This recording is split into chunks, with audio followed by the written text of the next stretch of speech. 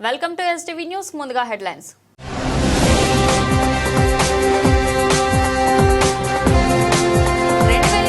నాటికి శూన్య పేదరికం లక్ష్యంగా పీ4 విధానం. ఇప్పటికే 2557 మంది మార్గదర్శిగా ముందుకొచ్చారు. జిల్లా కలెక్టర్ డాక్టర్ లక్ష్మీషా.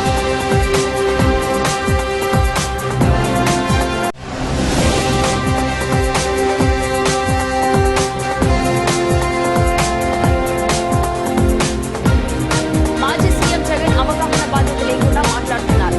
పర్యటన పేరుతో రాష్ట్రంలో అలజడి సృష్టిస్తున్నారు. మంత్రి నారాయణ మనోహర్.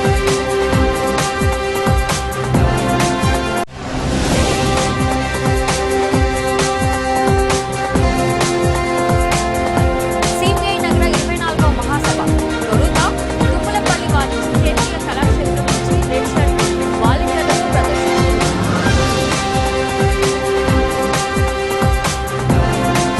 సరదాగా ముగ్గురు ఒకే చోట కూర్చున్నారు. మద్యం తాగారు. చిన్నపాటి వివాదం తలెత్తింది.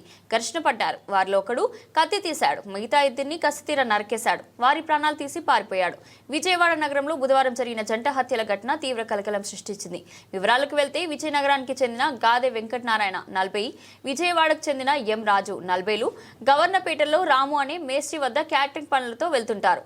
ఇక్కడ డిటి రావు వీధిలోని ఒక భవనంలో గది అద్దెకు తీసుకుని ఉంటున్నారు. కొత్తపేట పిఎస్ పరిధిలో ఉండే జమ్ము కిషోర్ అనే రౌడీ స్ట్రీటర్ కూడా క్యాటరింగ్ పనులకు వెళ్తుంటాడు.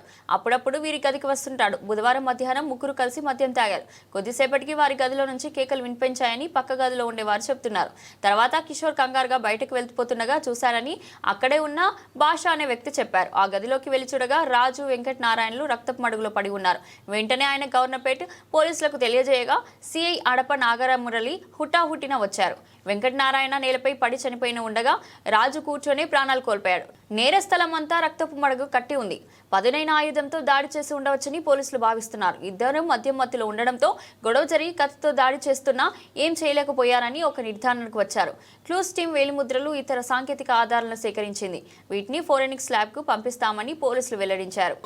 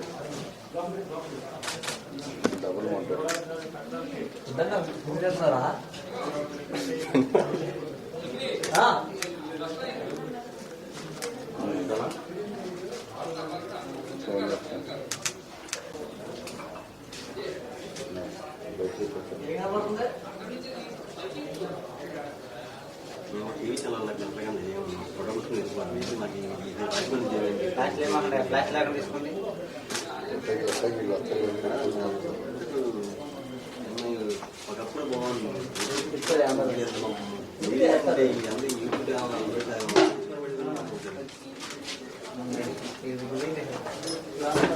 వంద సంవత్సరాల చరిత్ర కలిగిన భారత కమ్యూనిస్టు పార్టీ పేద ప్రజల ఎదుర్కొంటున్న సమస్యలపై రాజీలేని పోరాటం చేస్తుందని సిపిఐ రాష్ట్ర కార్యదర్శి కె రామకృష్ణ పేర్కొన్నారు. కేంద్ర రాష్ట్ర ప్రభుత్వాలు అనుసరిస్తున్న ప్రజా వ్యతిరేక విధానాలపై పోరాటాలు చేసేందుకు సన్నద్ధమవుతున్నట్లు తెలిపారు. సిపిఐ నగర 24వ మహాసభ బుధవారం సాయంత్రం లేనినక్క కూడలిలో నిర్వహించారు. తొలుత తుమ్మలపల్లి వారి క్షేత్రీయ కళాక్షేత్రం నుంచి రెడ్ షర్ట్ వాలంటీర్తో ప్రదర్శన నిర్వహించారు. ఆయన మాట్లాడుతూ లెనిన్ కూడలి పేరు మార్చాలని భాజపా రాష్ట్ర అధ్యక్షుడు మాధవ్ చేసిన వ్యాఖ్యలపై ఆగ్రహం వ్యక్తం చేశారు. చరిత్ర తెలుసుకుని మాట్లాడాలని హితవు పలికారు. కార్యక్రమంలో అకినేని వనజ, నాయకులు, శ్రేణులు తదితరులు పాల్గొన్నారు.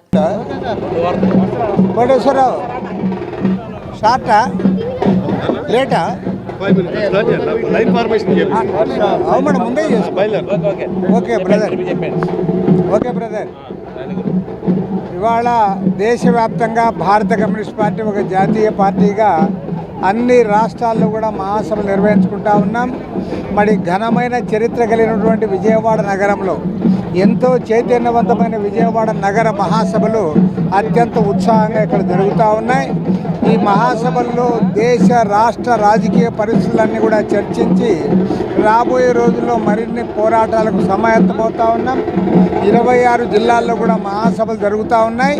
ఈ జిల్లాల మహాసభలన్నీ కూడా పూర్తయిన తర్వాత ఆగస్టు 23, 24, 25 తేదీల్లో ఒంగోలు నగరంలో భారత కమ్యూనిస్ట్ పార్టీ రాష్ట్ర 28వ మహాసభలు ఘనంగా జరుపుకుంటా ఉన్నాం.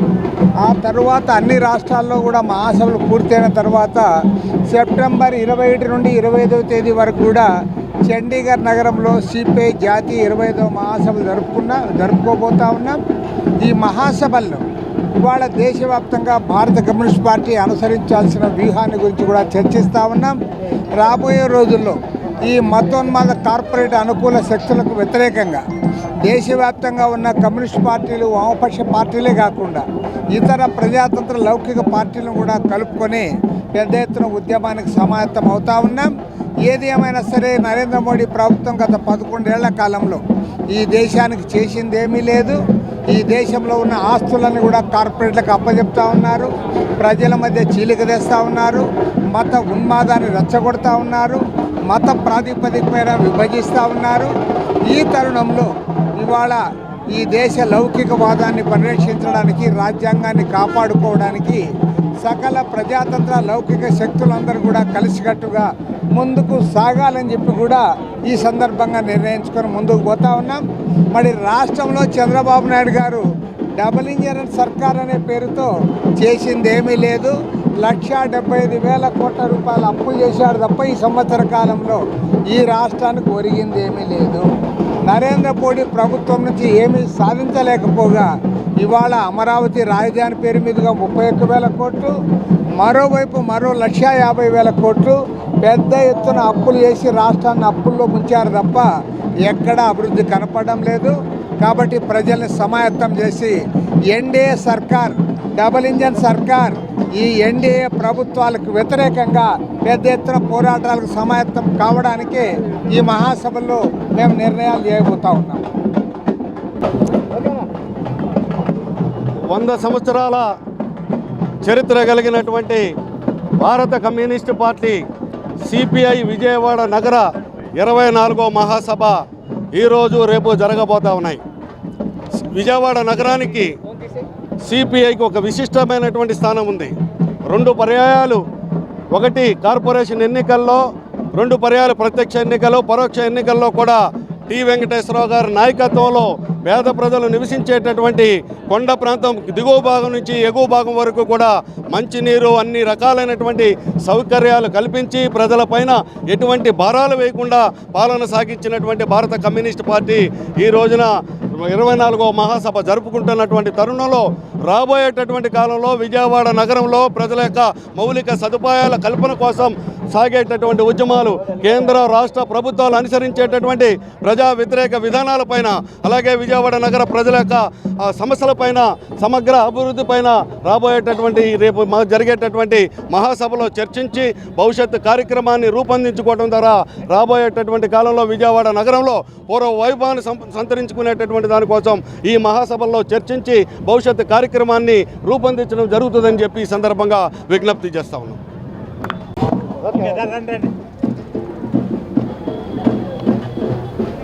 త్వరగా వర్షం వచ్చేటట్టుంది మళ్ళీ.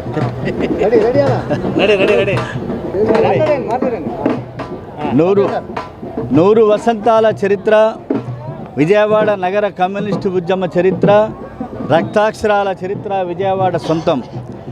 32 మంది అమరవీరుల్ని త్యాగం చేసినటువంటి చరిత్ర విజయవాడ నగర కమ్యూనిస్టు ఉద్యమానికి ఉన్నది.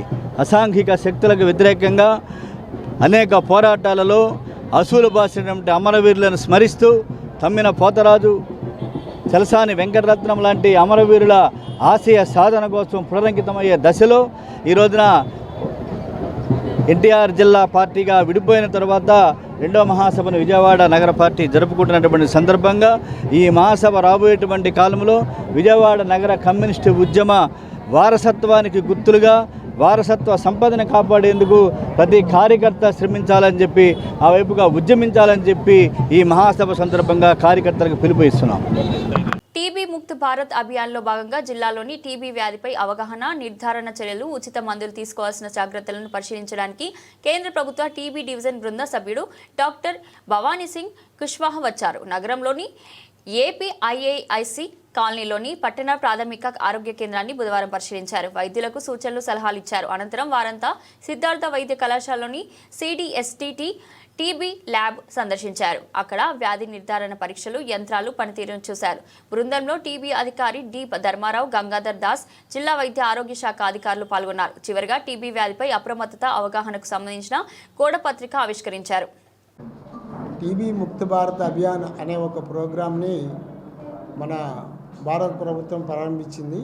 దీనికి సంబంధించి 100 రోజులు ప్రత్యేక కార్యక్రమం అనేది మొదట 341 జిల్లాల్లో దేశవ్యాప్తంగా అమలు చేశారు. 100 రోజుల పాటు డిసెంబర్ 7 నుంచి మార్చి 23 వరకు. అయితే దాని తర్వాత మనకి అలా మన విజయనగరం జిల్లాలో మన ఆంధ్రప్రదేశ్లో చేయడం జరిగింది. దాంట్లో వచ్చిన సత్ఫలితాలని దృష్టిలో పెట్టుకొని ఇప్పుడు టీబీ ముక్త్ భారత్ అభియాన్ అనే కార్యక్రమాన్ని మొదలుపెట్టడం జరిగింది. దాన్ని మిగిలిన జిల్లాల్లో కూడా, అంటే మనకి గుంటూరులో, మనకి విజయనగరం జిల్లాలో జరిగింది, అదేవిధంగా మిగిలిన జిల్లాల్లో కూడా చేసి టీబీ పేషెంట్స్ని తొందరగా గుర్తించి వాళ్ళకి పూర్తి చికిత్స అందించే కోసం ఈ కార్యక్రమం ఏర్పాటు చేయడం జరిగింది. ఈ కార్యక్రమం జూన్ 2 నుంచి మన రాష్ట్రంలో అమలవుతుంది. దాని యొక్క పనితీరుని ఎలా ఉంది ఏమిటని పరిశీలించడం కోసం ఈ కేంద్రం నుంచి సెంట్రల్ టీబీ డివిజన్ బృందం రావటం జరిగింది. ఈ బృందం నిన్న మొన్న చిత్తూరు, తిరుపతి జిల్లాల్లో కూడా పర్యటన చేశారు. క్షేత్రస్థాయిలో పర్యటన చేసి మన యొక్క ఫలితాలు బాగున్నాయని, మన యొక్క కృషి బాగుందని చెప్పడం జరిగింది. దీని తర్వాత మేము కూడా ఈ కార్యక్రమంలో గవర్నర్ గారిని కూడా కలిసి గవర్నర్ గారి ద్వారా కూడా నిక్షేమిత్రాలుగా గవర్నర్ గారు కూడా రిజిస్టర్ అవ్వడం జరిగింది. వారి దగ్గర నుంచి కూడా కొంతమందికి ఫుడ్ బాస్కెట్స్ అనేది డిస్ట్రిబ్యూషన్ అనేది చేయడం జరుగుతుంది. ఈ కార్యక్రమం గురించి పరిశీలించారు. ఇవాళ రేపు కూడా మళ్ళీ స్టేట్ లెవెల్లో మీటింగ్ అవన్నీ జరుగుతాయి. ఇది మా సైడ్ నుంచి. నా పేరు డాక్టర్ రమేష్ అండి, స్టేట్ టీబీ ఆఫీసర్.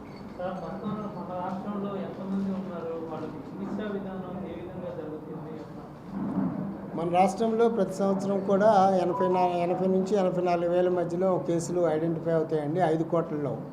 కాబట్టి మన రాష్ట్రము ప్రజెంట్ 1,158 మంది కేసులు ఉన్నట్టుగా మనం భావిస్తున్నాం. వాళ్ళందరికీ కూడా పూర్తిగా, అంటే మన రాష్ట్రంలో అత్యధికంగా మంచి సాంకేతికత కలిగిన జీన్ టెస్ట్, అంటే నాట్ అంటారు. ఆ నాట్ టెస్టింగ్ మనమే మొదలుపెట్టాం 5 years బ్యాక్. సో ఆ నాట్ టెస్టింగ్ ద్వారా వ్యాధి నిర్ధారణ చేస్తాం. వ్యాధి నిర్ధారణ అయిన వాళ్ళందరికీ కూడా మంచి మందులు ఫ్రీగా ఉచితంగా ఇవ్వటం, 6 నెలల పాటు వైద్యం అనేది జరుగుతుంది.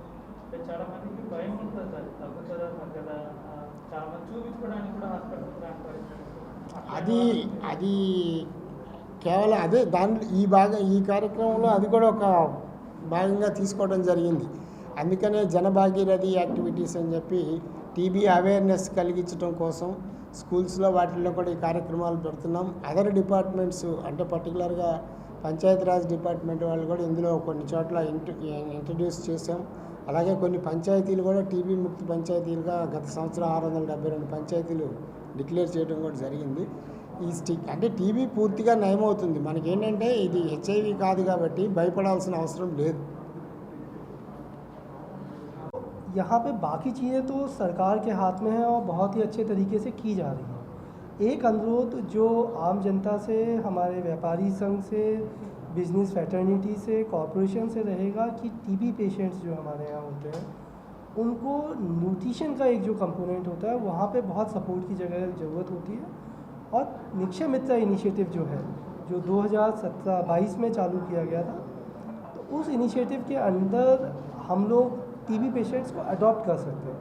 इसके लिए निक्षय मित्र इनिशिएटिव अगर आप डालते हैं गूगल पे भी तो साइट खुल जाती है, वहाँ आप सिंपली रजिस्टर कर सकते हैं और अपने इलाके के टीबी पेशेंट्स तक को चुन सकते हैं डीटीओ की हेल्प के माध्यम से. जो हमारे डिस्ट्रिक्ट टीबी ऑफिसर्स होते हैं, यहाँ पे हम district leprosy, tuberculosis and AIDS officer जो बोलते हैं, उनके माध्यम से आप टीबी पेशेंट्स को अडॉप्ट कर सकते हैं।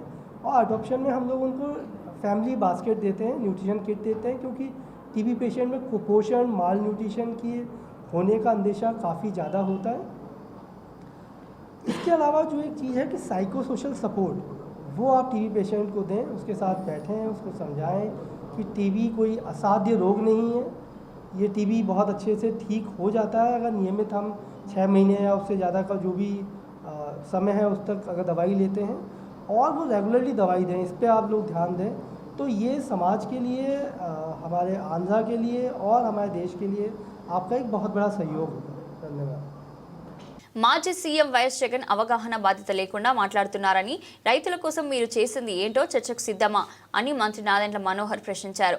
కానూరు సివిల్ సప్లై భవన్లో ఏర్పాటు చేసిన మీడియా సమావేశంలో ఆంధ్రప్రదేశ్ రాష్ట్ర వినియోగదారుల వ్యవహారాలు, ఆహార మరియు పౌర సరఫరాల శాఖ మంత్రి నాదెండ్ల మనోహర్ మాట్లాడుతూ మాజీ సీఎం జగన్ అబద్ధాల ప్రచారం చేస్తున్నారన్నారు.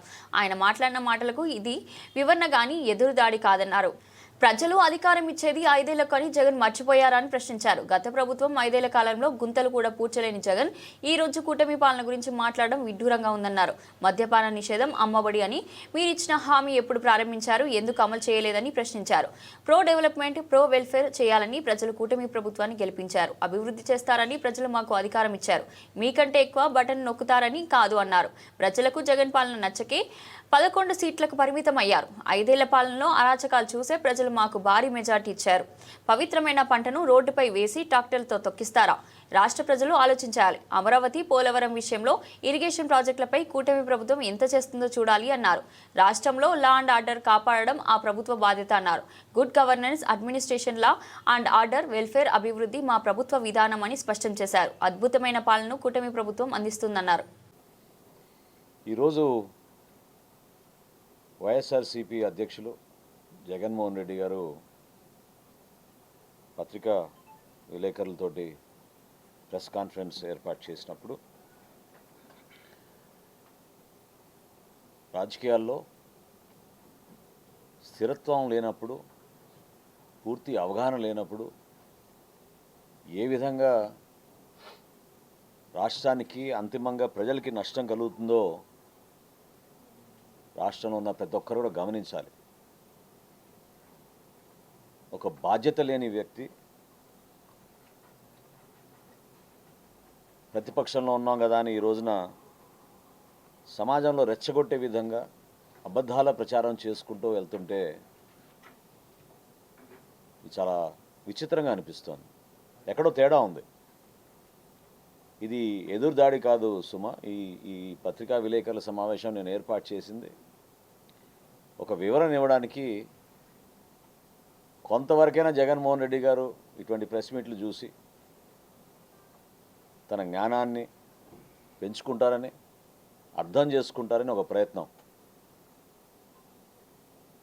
అంటే వాళ్ళలాగా యాంటీ సోషల్గానో వైలెంట్గానో రియాక్ట్ అయితేనే కోరుకునే వాళ్ళం కాదు. సమాజంలో ఖచ్చితంగా లా అండ్ ఆర్డర్ ప్రివేల్ అవ్వాలి, ప్రజలకి మేలు జరగాలి, మంచి పరిపాలన అందించాలి. దానికోసమే ప్రజలు ఆ తీర్పు ఇచ్చారు. తీర్పు ఇవ్వడమే కాదు, పీపుల్స్ మ్యాండేట్ ఎప్పుడు కూడా 5 సంవత్సరాల కోసం ఇస్తారు. ఆయన మర్చిపోయాడేమో 2024 నుంచి 2029 వరకు మా కూటమి ప్రభుత్వం పరిపాలన అందిస్తుంది. ప్రజలు ఎంత అద్భుతమైన తీర్పు ఇచ్చారంటే ప్రజాస్వామ్యాన్ని పునరుద్ధరించారు, గర్వంగా నిలబెట్టారు, స్వేచ్ఛ ఇచ్చారు. ఈరోజు మాట్లాడడానికి, అంశాలపైన స్పందించడానికి, ప్రభుత్వాన్ని ఖచ్చితంగా ప్రశ్నించే అవకాశం కూడా కల్పించారు. అరే అసలు విచిత్రంగా ఉంది. ఆంధ్రప్రదేశ్ దశ దిశను మార్చే లక్ష్యంతో స్వర్ణాంధ్ర ఆంధ్రప్రదేశ్ దశ దిశను మార్చే లక్ష్యంతో స్వర్ణాంధ్ర 2047 దార్శనిక పత్రం ఆవిష్కృతమైందని, ఈ విజన్కు సోపానాలు అయిన 10 సూత్రాల్లో మొదటిది శూన్య పేదరికమని, సమాజం నుంచి పేదరికాన్ని సమూలంగా దూరం చేసేందుకు రాష్ట్ర ప్రభుత్వం P4 విధానాన్ని అమలు చేస్తున్నట్లు జిల్లా కలెక్టర్ డాక్టర్ జి లక్ష్మీష అన్నారు. బుధవారం కలెక్టరేట్ వీసీ హాల్లో collector Lakshmisha, joint collector S ఇలకియాతో కలిసి వివిధ పరిశ్రమలు, స్వచ్ఛంద సంస్థలు, ఆసుపత్రులు అసోసియేషన్ ప్రతినిధులతో P4 విధానంపై అవగాహన సదస్సు నిర్వహించారు. P4 విధానం విధి విధానాలు పవర్ పాయింట్ ప్రెజెంటేషన్ ద్వారా వివరించారు. ఈ సందర్భంగా కలెక్టర్ లక్ష్మీషా మాట్లాడుతూ సమాజంలో పైనున్న 10% మంది సమాజంలో అట్టడుగున ఉన్న 20% కుటుంబాలను అన్ని విధాలా పైకి తీసుకొచ్చేందుకు వినూత్నంగా P4 విధానాన్ని తీసుకురావడం జరిగిందని, జిల్లాలో ఇంటింటికి సర్వే ద్వారా 86,398 బంగారు కుటుంబాలను గుర్తించామని, ఇప్పటికే 2,557 మంది మార్గదర్శకులుగా ముందుకొచ్చారని, 18,373 కుటుంబాలను దత్తత తీసుకున్నారని వివరించారు. సమావేశంలో సిపిఓ వై శ్రీలత, గ్రామ వార్డు సచివాలయ సమన్వయాధికారి జి జ్యోతి, వివిధ పరిశ్రమల సంస్థల ప్రతినిధులు తదితరులు పాల్గొన్నారు.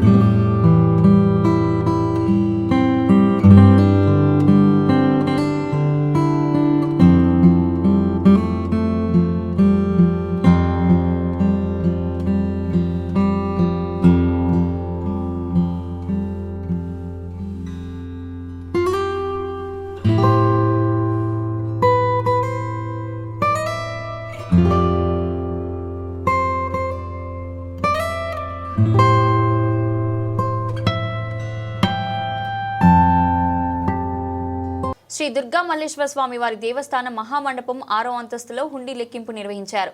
23 రోజులకు గాను 4,37,16,236 నగదు బంగారం, 395 గ్రాముల వెండి, 9 కేజీల 614 గ్రాములు వచ్చినట్లు శ్రీయుత ఆలయ కార్యనిర్వహణాధికారి సీనా నాయక్ తెలిపారు.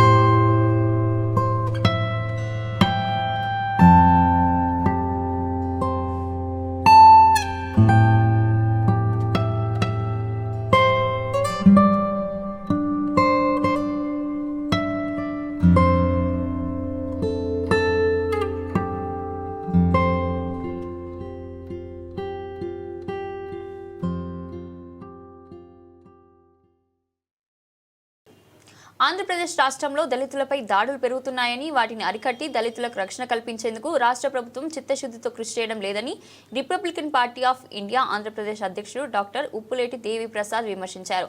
ఎంతో అనుభవం కలిగిన ముఖ్యమంత్రి నారా చంద్రబాబు నాయుడు నాయకత్వంలో ఇలాంటి దాడులు జరగడం బాధాకరంగా ఉందని ఆవేదన వ్యక్తం చేశారు. నగరంలోని Guru Nanak colony Republican party of India రాష్ట్ర కార్యాలయంలో జరిగిన మీడియా సమావేశంలో డాక్టర్ ఉప్పులేటి మాట్లాడుతూ రాష్ట్ర ప్రభుత్వం దళితుల మధ్య అంతరాలు పెంచే దాడులకు ఉసిగొల్పుతుందని ఆగ్రహం వ్యక్తం చేశారు. రాష్ట్రంలోని కూటమి ప్రభుత్వం దళితులలో ఒక ఉపకులానికి మద్దతిస్తూ మరో ఉపకులం వారిపై దాడులు చేయిస్తుందన్నారు. పశ్చిమ గోదావరి జిల్లా అత్తిలి మండలం ఆరవల్లి గ్రామంలో రాష్ట్ర ప్రభుత్వ పెద్దల అండతో మాదిగ యువకులు మాలలపై దాడి చేసి 5 మాల యువకులను హింసకు గురి చేశారని అన్నారు. పోలీసులు నామమాత్రపు పెట్టి దాటవేసే ప్రయత్నం చేస్తున్నారని ఆరోపించారు. జై సంవిధాన్.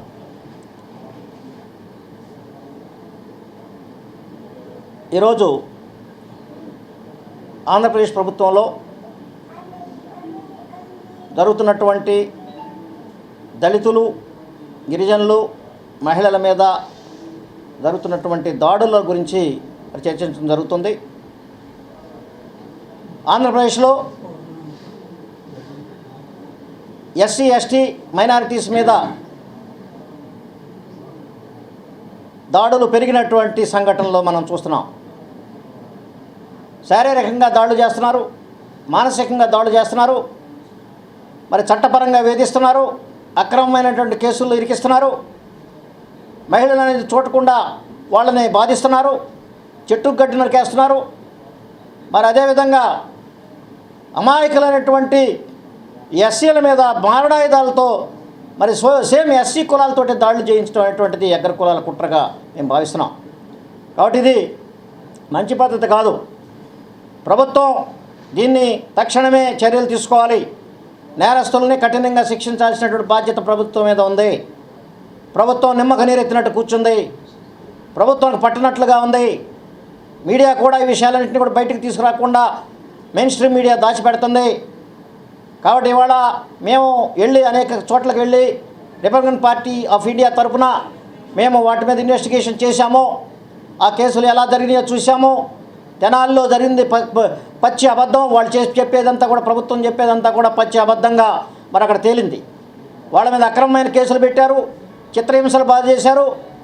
ఇద్దరు ఎస్సీ యువకులు, ఒక మైనారిటీ యువకుడిని మరి బహిరంగ ప్రదేశాల్లో టార్చర్ చేశారు. కస్టోడియల్ టార్చర్ చేసే అధికారం ప్రభుత్వానికి ఎవరిచ్చారు? పోలీసులకు ఎవరిచ్చారు? మీ పోలీసులను నియంత్రించడంలో మీరు ప్రభుత్వం పూర్తిగా విఫలమైందని చెప్పి సందర్భంగా ఆర్పిఐ విమర్శిస్తుంది. కాబట్టి మీరు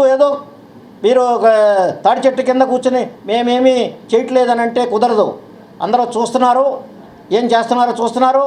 ప్రజల మీద ఏ రకంగా మరి ప్రాథమిక హక్కుల ఉల్లంఘన, మానవ హక్కుల ఉల్లంఘన, మరి అలాగే వాళ్ళ యొక్క రక్షణ అనేటువంటిది లేకుండా చేసి మరి మీరు చేస్తున్నటువంటి ప్రభుత్వ పరిపాలన చాలా దారుణంగా ఉందని ఈ సందర్భంగా తెలియజేస్తున్నాం. కాబట్టి ఇక్కడ ఏమైనా ఆస్తులు గొడవలు లేవు ఎస్సీలకి, లేదా ప్రాజెక్టులు గొడవలు లేవు, పరిశ్రమల గొడవలు లేవు, ఏ రకమైన గొడవలు లేవు. ఎందుకు వస్తున్నాయి గొడవలు అంటే మీ రాజకీయ ప్రయోజనాల కోసం మీరు కృత్రిమంగా క్రియేట్ చేస్తున్నటువంటి ఈ యొక్క తగాదాలు తప్ప వాళ్ళ మధ్య ఏ రకమైనటువంటిది లేదు. వాళ్ళ మధ్య స్నేహభావం ఉంది, వాళ్ళ మధ్యన బ్రదర్లీహుడ్ ఉంది, వాళ్ళ మధ్యన ఫ్రెటర్నిటీ ఉంది. మీరు వాటన్నిటినీ కూడా మరి తొక్కిపెట్టేసి వర్గాలుగా చేసి చీల్చేసి బలహీనులుగా చేసి వాళ్ళని మీరు మీ రాజకీయ స్వార్థ ప్రయోజనాల కోసం వాడుకోవడానికి వాళ్ళ మధ్య వాళ్ళకి తగాదాలు పెడుతున్నారు. మరి అట్లాగే తెనాలి అలాగా దారుణంగా చేశారు, పోలీసు టార్చర్ చేశారు. అక్కడ పోలీస్ బ్రుటాలిటీ కనపడి నియోజకవర్గంలో ఒక మాదిగ మహిళని మరి చెట్టుకు కట్టేసి అప్పు తీర్చలేదని కొట్టడం జరిగింది. మరి మీరు ముఖ్యమంత్రి గారు మీ సొంత నియోజకవర్గంలోనే ఈ రకమైనటువంటి దారుణ సంఘటనలు జరుగుతుంటే మరి దళితుల మీద ఈ రకమైన వేదికలు, నేను మాదిగల పక్షాన ఉన్నాను, నేను మాదిగల కోసం ఉన్నాను, నేను పెద్ద మాదిగగా వస్తాను అని చెప్పుకునే మీరు మీ నియోజకవర్గంలో ఒక మాదిగ మహిళని చెట్టుకు కట్టేసి కొడుతుంటే మీరు ఎక్కడున్నారు? మీరేం చేస్తున్నారు? పైగా అప్పు తీర్చలేదని అతని భర్త ఊరు పారిపోయి వెళ్ళిపోయాడు. బయటికి వెళ్ళిపోతే ఇంట్లో ఒంటరిగా ఉన్న మహిళని తీసుకొచ్చి చెట్టుకు కట్టేసి, ఎవరంటే అతని పేరేంటి, మునియప్ప అనే అతను తీసుకొచ్చేసేసి చెట్టుకు కట్టేసి బాధిస్తాడా? నిన్నగాక మొన్న సుప్రీంకోర్టు జడ్జిమెంట్ వచ్చింది. ఏమని వచ్చింది? అప్పు ఎవరన్నా తీర్చకపోయినట్లయితే వాళ్ళ ఇంటికి వెళ్ళి బాధించడం కానీ, బెదిరించడం కానీ, వాళ్ళని హింసించడం కానీ, వాళ్ళ మీద ఏ రకమైన శారీరక మానసికమైన ఒత్తిడి తీసుకురావడం కానీ చేయకూడదు. చేస్తే అది శిక్షార్హం అని చెప్పి సుప్రీంకోర్టు నిర్ణయం జడ్జిమెంట్ ఇచ్చింది. కాబట్టి మీరు అప్పులు ఇచ్చినంత మాత్రాన వాళ్ళని వేధిస్తాం, బాధిస్తాం, వాళ్ళని ప్రాణాలు తీసేస్తాం, తోడేస్తాం అని అంటే కుదరదు. ఇది ఇక్కడ వాళ్ళకి వీలున్నప్పుడు అప్పులు తీరుస్తారు, వీళ్ళు లేనప్పుడు తీర్చలేరు. మరి అనేక రకాలైనటువంటి పెద్ద పెద్ద కంపెనీలే వేలాది కోట్ల రూపాయల అప్పులు ఎగ్గొట్టి వాళ్ళని రద్దు చేస్తున్నారు, బకాయిలు రద్దు చేస్తున్నారు.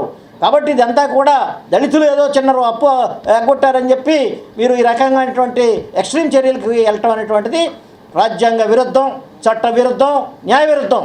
ప్రభుత్వం వీటిని కంట్రోల్ చేయకపోతే ప్రభుత్వానికి కూడా మేము తగిన గుణపాఠం చెప్తాం. రిపబ్లికన్ పార్టీ ఆఫ్ ఇండియా పేదల పక్షాన ఉంది, రిపబ్లికన్ పార్టీ ఆఫ్ ఇండియా మహిళల పక్షాన ఉంది, రిపబ్లికన్ పార్టీ ఆఫ్ ఇండియా బీసీల పక్షాన ఉంది, Republican party of India SC ఎస్టీల పక్షాన నిలబడి పోరాడుతుంది అని చెప్పి సందర్భంగా తెలియజేస్తూ డాక్టర్ బిఆర్ అంబేద్కర్ గారి యొక్క ఆశయ సాధన కోసం, సిద్ధాంతాల అమలు కోసం, రాజ్యాంగ పరిరక్షణ కోసం, చట్టాల అమలు కోసం నిరంతరం ప్రజల పక్షాన ఉండి పోరాడుతుంది అని చెప్పి ఈ సందర్భంగా తెలియజేస్తూ జై భీమ్. ప్రజలపై విద్యుత్ భారాన్ని మోపి వారి ద్వారా అదానికి మేలు చేసేందుకే కేంద్రంలో భాజపా రాష్ట్రంలో కూటమి ప్రభుత్వాలు స్మార్ట్ మీటర్ల ప్రక్రియను కొనసాగిస్తున్నాయని సిపిఎం కార్పొరేటర్ బోయి సత్యబాబు ఆరోపించారు. పాతబస్తీ గాంధీకొండ సబ్ స్టేషన్ ఆవరణలో ప్రజలతో కలిసి నిరసన వ్యక్తం చేశారు. ఆయన మాట్లాడుతూ ప్రభుత్వం మీటర్ల బిగింపు ప్రక్రియను ఆపలేకపోతే పెద్ద ఎత్తున ప్రజలతో కలిసి ఉద్యమిస్తామని హెచ్చరించారు. సిపిఎం నేతలు గాదే ఆదిలక్ష్మి, సూరిబాబు, రాజు తదితరులు పాల్గొన్నారు. తెలుగుదేశం కూటమి ప్రభుత్వం ప్రజలకు ఇచ్చినటువంటి హామీల్ని విస్మరించింది, మోసగించింది, ఆంధ్ర రాష్ట్ర ప్రజల్ని వంచింది. మేము వస్తే కరెంటు ఛార్జీలు నయా పైసా పెంచాం, మా పరిపాలనలో ఛార్జీలు తగ్గిస్తాం, తప్పుడు ఒప్పందాలను రద్దు చేస్తాం, అవినీతి పరులను శిక్షిస్తాం, జైల్లో కుక్కిస్తాం చెప్పినటువంటి మాటలు ఏమైపోయాయి చంద్రబాబు నాయుడు గారని మేము ప్రశ్నిస్తున్నాం. మీరు మాట మీద నిలబడే మనిషివేనా? నువ్వు ఇచ్చిన మాటకి కట్టుబడి ఉండే ముఖ్యమంత్రివేనా? ఆ పద్ధతిలో చేయగలిగే మనిషి అయితే ఈ ఏడాది కాలంలో 15,485 కోట్ల రూపాయల భారాన్ని నువ్వు ఆంధ్ర రాష్ట్ర ప్రజల మీద ఎందుకని వేశావు? వీటిని ఎందుకని నువ్వు ఉపసంహరించుకోవు?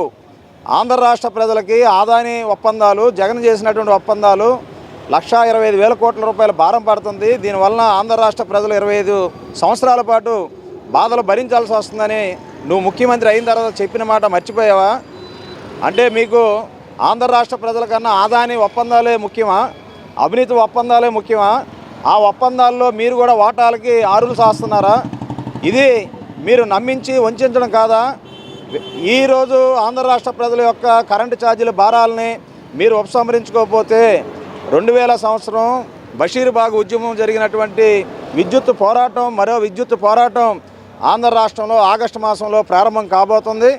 ఈ జరిగే పరిణామాలకి కేంద్రంలో ఉన్న బీజేపీ ప్రభుత్వం, అలాగే ఇక్కడున్న టీడీపీ, వైసీపీ, మరోవైపు జనసేన, అలాగే జగన్మోహన్ రెడ్డి కూడా ఈ స్మార్ట్ మీటర్ల విషయం మీద నోరు విప్పాలని ఈ సందర్భంగా మేము డిమాండ్ చేస్తున్నాం.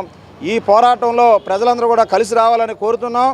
మన ఇళ్ళకి స్మార్ట్ మీటర్లు, ఆదాని మీటర్లు వస్తున్నాయి. వీటిని ప్రజలందరూ కూడా అడ్డుకోండి. ఇది పగలొక రేటు, రాత్రి ఒక రేటు వస్తుంది. దీని ఖర్చు అంతా మనమే భరించాలి. రాబోయే రోజుల్లో మన భారతదేశంలో ఉన్న కరెంటు విద్యుత్ సంస్థలన్నీ ఆదాని పరం చేయడం కోసం జరుగుతున్న కుట్రల్ని భారతీయులందరూ కూడా వ్యతిరేకించాలి, తిప్పికొట్టాలని సిపిఎంగా విజ్ఞప్తి చేస్తున్నాం. బులెటిన్ ముగించే ముందు హెడ్లైన్స్ మరోసారి.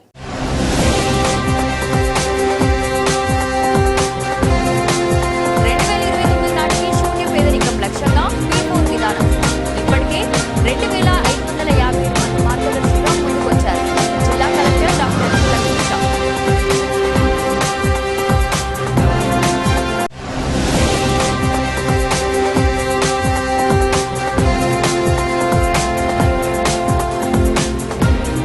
మాజీ సీఎం జగన్